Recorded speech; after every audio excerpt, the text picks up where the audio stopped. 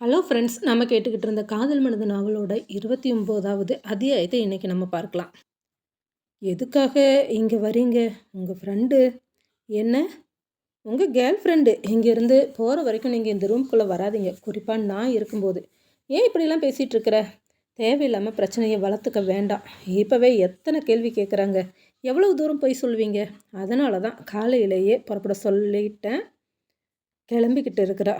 அதுதான் சொல்கிறேன். அது வரைக்கும் தயவு செஞ்சு இந்த ரூம் பக்கம் வராதீங்க. இல்லைன்னா நான் பக்கத்து கெஸ்ட் ரூமில் போய் செட்டில் ஆகிக்கிறேன். தாத்தா பார்த்தா என்ன சொல்லுவேன்? தாத்தாவை சமாளிக்க முடியும். இத்தனை நாள் தாத்தா கூட தானே இருக்கிறேன். தாத்தா எந்த நேரம் முழிச்சிருப்பாங்க, எந்த நேரம் தூங்குவாங்கன்னு எனக்கு நல்லா தெரியும். நிச்சயமாக அவங்க வெளியில் வரும்போது நான் அந்த ரூமில் இருக்க மாட்டேன். போதுமா? சரி, என்னவோ செய் என்று வெளியேறி இருந்தான். சில நிமிடங்களிலேயே மறுபடியும் அறைக்கு வர, இப்போ என்ன என்று கோபமாக இவள் கேட்டது.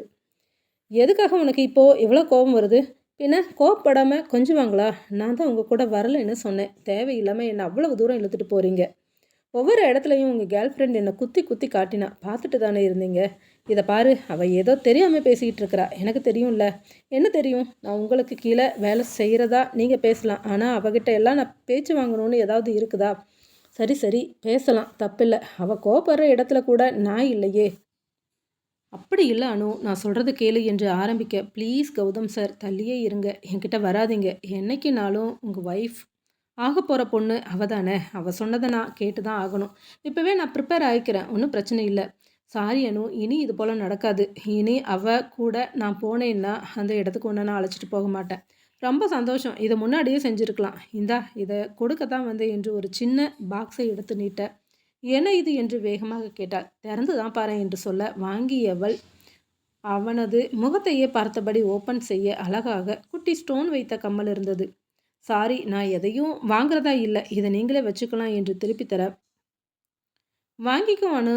சிங்கிளா ஒரே ஒரு கல் வச்சது எனக்கு ரொம்ப பிடிக்கும். சின்ன வயசுலேருந்தே இந்த கல் வச்ச நகை மேலே ஒரு ஆசை. அதுவும் ரெட் கலர் நீ காதில் போட்டால் ரொம்ப தகன்னு அழகாக இருக்கும்னு தோணுது. சும்மா எதையாவது சொல்லிக்கிட்டு இருக்காதீங்க. எனக்கு நகை எதுவும் தேவையில்லை. ஆல்ரெடி எனக்கு சம்பளம் தருவதா சொல்லி இருக்கிறீங்க. அந்த காசில் நான் வேணுங்கிறத வாங்கிக்குவேன். இங்கே பாரு, தாத்தா கூட இருக்கும்போது தாத்தா கொடுத்த சில நகைகளை நீ போட்டுக்கிட்டு தான் இருக்கிற, இல்லைன்னு சொல்லுவியா என்று திருப்பி கேட்க கண்ணாடியை பார்த்தாள். தாத்தாவுக்கு எப்போதும் நெற்றி வகுட்டில் குங்குமம் வைத்தாக வேண்டும். அதே போல் அடுத்ததாக தாலி செயின் ஒன்று போட்டிருக்கு. கூடவே இன்னொரு செயினையும் போட வேண்டும். கையில் 2 வளையல், கம்மல் என கிட்டத்தட்ட 10 பவுனுக்கு மேலாகவே நகைகள் அணிந்திருந்தார். இது எல்லாமே தாத்தா கொடுத்தது. வேண்டான்னு சொன்னேன், அவர் கேட்கல. இவ்வளவு நிறைய சொத்துக்களோட இருக்கும்போது இது கூட போடாட்டி எப்படிம்மா? நமக்குன்னு ஒரு கௌரவம் இருக்குல்ல. என்னதான் உனக்கு நகை பிடிக்காட்டி இதெல்லாம் நார்மலாக போட்டுக்கணும். நகையை யாராவது வேண்டான்னு சொல்லுவாங்களா? தங்கத்தை ஆசைப்பட்டாதான் நமக்கு நிறைய சேருமா அப்படின்னு என்னோட அம்மா சொல்லுவாங்க என்று கொடுத்திருந்தார். அவருக்கு உண்மை தெரியாது, அதனால் இதெல்லாம் கொடுத்துருக்கிறார். ஆனால் நான் உங்ககிட்ட இருந்து எதையும் வாங்கிக்க மாட்டேன். இது நல்லா இருக்கே, தாத்தா கொடுத்தா வாங்குவேன், அவள் பேரன் கொடுத்தா நீ வாங்க மாட்டியா என்று சண்டைக்கு வர, இதை பாருங்கள் கௌதம் சார், சும்மா எதையாவது பேசிக்கிட்டு இருக்காதீங்க. என்னோடய சூழ்நிலை நீங்கள் சொன்னதுக்கு தலையாட்ட வேண்டிய கட்டாயத்தில் இருக்கேன். அதுக்காக நீங்கள் என்ன கொடுத்தாலும் வாங்கிக்குவேன்னு நினைக்க வேண்டாம். சரி சரி, நான் வாங்கிட்டேன். இதை நான் வச்சு என்ன பண்ணுறது? நானாக போட முடியும்? இதை வச்சுக்கோ. ஏன் இவ்வளவு சலிச்சுக்கிறீங்க? இதையும் உங்கள் கேர்ள் ஃப்ரெண்டுக்கிட்டேயே கொடுங்க, சந்தோஷமாக வாங்கிக்குவா. அவளுக்கு கல் வச்ச நகையெல்லாம் பிடிக்காது. அடுத்ததாக அவள் ஏற்கனவே நிறைய வச்சிருக்கிறா. இதை கொடுத்தா அவ்வளவுதான். 10ஓட 11 எங்கேயாவது தூக்கி தான் போடுவா. உனக்கு அவளை தெரியாது. உங்களுக்கு குற்ற உணர்ச்சியாக இருக்குதா கௌதம் சார் என்று கேட்க, எனக்கு என்ன குற்ற உணர்ச்சி? அதெல்லாம் ஒன்றும் இல்லையே, நான் நார்மலாக தான் இருக்கிறேன். இல்லையே, எனக்கு என்னமோ குற்ற உணர்ச்சியாக இருக்கும்னு தான் தோணுது. அதனால தான் இதை வாங்கிட்டு வந்திருக்கிறீங்க. எப்படி சொல்கிற? ஏன்னா உங்கள் கேர்ள் ஃப்ரெண்டு கிட்டத்தட்ட இன்றைக்கி நகைக்கடையில் மட்டும் 5 லட்சத்துக்கு மேலே பில் போட்டாங்க. அந்த உறுத்தல் தாங்காமல் தானே இதை நீங்கள் வாங்கிட்டு வந்திருக்கிறீங்க. நீ என்ன நினச்சிக்கிட்டு இருக்கிற என்னை பற்றி? என்னை பார்த்தா அப்படியா தெரியுது? அப்படி உனக்கு வாங்கி தரணுங்கிற அவசியம் எனக்கு இல்லை. நான் உங்ககிட்ட கொடுக்க வந்தேன் பார். என்ன சொல்லணும்? நீ எப்போவுமே இந்த மாதிரி ஒரு எண்ணத்தோடு இருக்காத, சரியா? நான் மனப்பூர்வமாக ஆசைப்பட்டு தான் இதை வாங்கிட்டு வந்தேன். உனக்கு வேண்டாம்னா விடு என்றவன் வேகமாக பீரோவை திறந்து முன்னால் அந்த பாக்ஸை வைத்தவன், என்ன சொல்லணும்? உனக்கு இதெல்லாம் தேவையா கௌதம்? உன் வேலையை பார்த்துக்கிட்டு நீ பேசாமல் இருந்திருக்கலாம். இப்போ பாரு, ஆளுக்கு பந்துடுறாங்க. போட்டால் நல்லா இருக்குங்கிற ஆசைப்பட்ட, இது அவளுக்கு தெரியுதா பாரு என்று திட்டியபடியே நகர்ந்தான். அவன் சென்ற பிறகுதான் இவளுக்கு புரிந்தது, தான் அதிகப்படியாக பேசிவிட்டோம் என்று. அனு, ஏன் அனு இப்படியெல்லாம் செய்கிற? உனக்கு இது தேவையில்லாத வேலை. உனக்கு தான் தெரியுமில்ல, ஏற்கனவே அவனுக்கு ஒரு கேர்ள் ஃப்ரெண்ட் இருக்கிறது. உன்னை நடிக்கிறதுக்காக தானே இங்கே அழைச்சிட்டு வந்தாங்க. அதுக்கேத்த மாதிரி இருந்துட்டு போக வேண்டியது தானே! எதுக்காக உனக்கு இத்தன கோபம் வருது? ஏன் அந்த பொண்ணு உனக்கு பிடிக்கலையா? பிடிக்காதது, பிடிக்கலங்கிறதெல்லாம் வேற. ஆனா, கௌதமுக்கு அந்த பொண்ணு கொஞ்சம் கூட பொருத்தமே கிடையாது. அத எப்படி நீ சொல்லலாம்? பிடிக்காமலா 2 பேரும் லவ் பண்ணி இருப்பாங்க. கல்யாணம் வரைக்கும் பேசியிருக்கிறாங்க. நீ தேவையில்லாத வேலை செய்ற. அவங்க அப்படிதான் இருப்பாங்க. அவங்களோட அன்பு, காதல் எல்லாமே மேலோட்டமா பணத்த பேஸ் பண்ணி தான் இருக்கும். அதுபோல தான் அவங்களோட காதலும். நீ தேவையில்லாம குழப்பமாகுற. இப்ப என்ன அவன்கிட்ட சண்டை போடக்கூடாதா? கோபமாக பேசக்கூடாதா?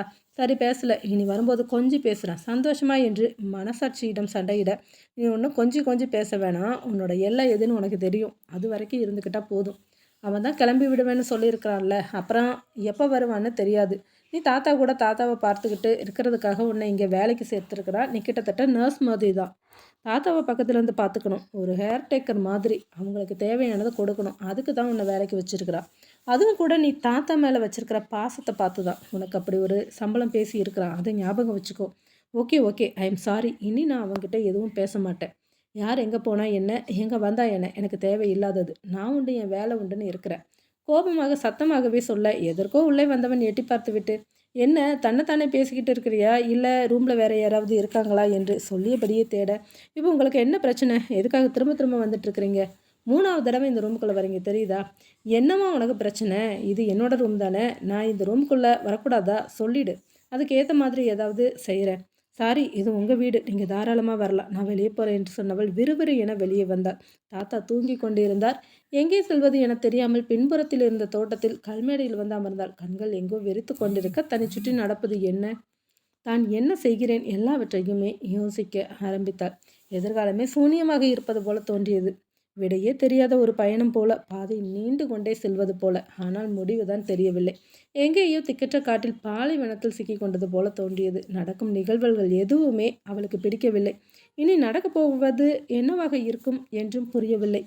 குழப்பம் மட்டுமே மிஞ்சியது. தலையில் கை வைத்தபடி அமர்ந்திருந்தாள் அனு.